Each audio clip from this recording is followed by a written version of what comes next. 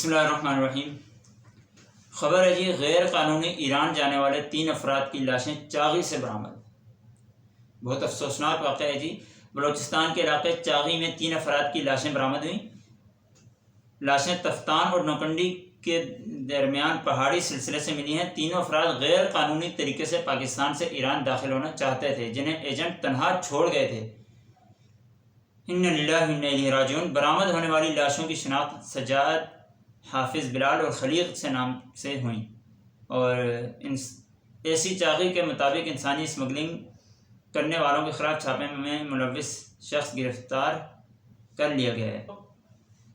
انتہائی افسوسناک خبر ہے جی، اس طرح کی خبریں عموماً آتی رہتی ہیں کہ تفتان میں اور آگے ترکی میں اور مختلف علاقوں میں لوگ جو غیر قانونی طور پر جاتے ہیں، یورپ وغیرہ جانا چاہتے ہیں، وہ اتنا پیسہ بھی اپنا لگاتے ہیں اور پھر غیر قانونی طور پر جاتے ہیں باہر۔ کبھی کہیں وہ گولیوں کا شکار ہو جاتے ہیں، اور کہیں وہ اس طرح بھوک پیاس سے جنگلوں میں مر جاتے ہیں، اور کہیں وہ غلط موسم کے باعث سروائیو نہیں کر پاتے اور موت کا شکار ہو جاتے ہیں۔ کہیں وہ پولیس اور بارڈر سیکورٹی فورسز کے ہاتھ میں لگ جاتے ہیں، اور ان کا کافی وقت وہ جیلوں میں گزارتے ہیں، اور پیسہ بھی ان کا برباد ہو جاتا ہے۔ عوام الناس سے ہماری گزارش ہے کہ عوام کو اس سلسلے میں حکومت کی گائیڈ لائنز بھی بار بار آتی رہتی ہیں، انسانی اسمگلرز کی باتوں میں نہ آئیں، اور آپ سیدھے طریقے سے آپ جانا چاہتے ہیں جائیں۔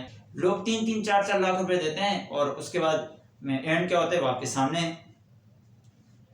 آپ کی لاشیں، آپ پیسہ کمانے جاتے ہیں اور آپ کی لاشیں گھر پہ ہیں، تو آپ خود سوچ سکتے ہیں کہ آپ کے گھر والوں کے اوپر کیا بیتے گی۔ ہمارے ینگ جنریشن کو راتوں رات امیر بننے کا خواب دیکھتے ہیں، اور راتوں رات امیر آپ وہاں جا کے بھی نہیں بن سکتے، یہاں بھی نہیں بن سکتے۔ بہت سے لوگ ہیں جو باہر جاتے ہیں، پھر ٹائم لگاتے ہیں اور واپس آتے ہیں، پھر انہیں عقل آ جاتی ہے کہ واقعی باہر بھی پیسہ کمانا کوئی آسان نہیں ہے، اور وہاں بھی اسی طرح دھکا خواری ہے۔ بہت سے لوگ ہمارے سامنے گئے باہر، اور انہوں نے سال 6 مہینے کچھ مہینے باہر لگائے، کچھ بے روزگاری کا صحیح وہاں انہوں نے گزارا، اور کچھ نے روزگار وہاں کمایا بھی، اور مگر انہیں اندازہ ہو گیا کہ یار اتنا ہم اپنے ملک میں رہ کر بھی کما سکتے ہیں۔ تو آپ اپنے ملک میں رہ کر کوشش کریں، اور اگر آپ پھر بھی جانا ہے تو صحیح قانونی طریقے سے جائیں۔ غیر قانونی طریقے سے آپ جائیں گے تو آپ کے ساتھ برا ہی ہوگا۔ کوئی بھی کام ہے آپ اس کو غیر قانونی طریقے سے کریں گے تو آپ کے ساتھ ٹھیک بالکل نہیں ہونا۔ آپ قانونی طریقہ اپنائیں، اور آپ نے باہر جانا ہے تو باہر جائیں، مگر قانونی طریقے سے۔ اور غیر قانونی طریقے سے نہ والدین اپنے بچوں کو بھیجیں، بچوں کو چاہیے کہ والدین کو نہ پریشان کریں، انہیں سمجھائیں بچوں کو۔ بچے والدین کے عموماً بتائے بغیر چلے جاتے ہیں۔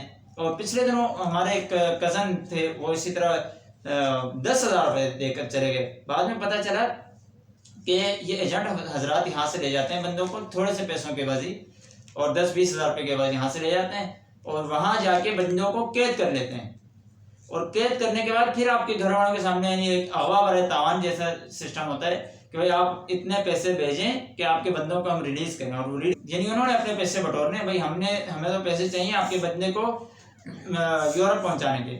اب اس میں کامیابی کا امکان 100 میں سے 1% ہوتا ہے۔ اب لوگ کیا ہوتے ہیں، لوگ یوٹیوب پہ ویڈیوز دیکھتے ہیں کہ یار فلاں بندے نے دبئی میں اتنا پیسہ کما لیا، فلاں نے یورپ میں اتنا پیسہ کما لیا، فلاں نے ترکی میں اتنا نام بنا لیا۔